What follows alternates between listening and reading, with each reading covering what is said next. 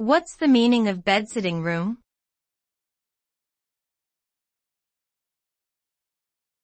Bedsitting room.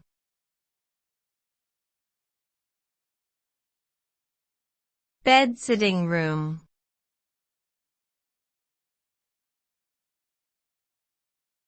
Bedsitting room.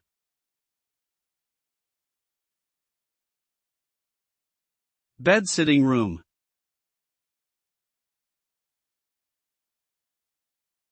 A bedsitting room is a type of housing arrangement that typically combines a bedroom and a living room into a single, multi-purpose space.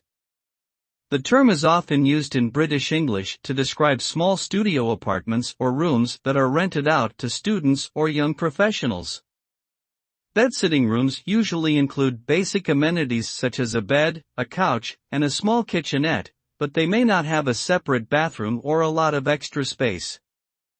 This type of accommodation can be a good option for those on a tight budget or who value convenience and flexibility over luxury or spaciousness.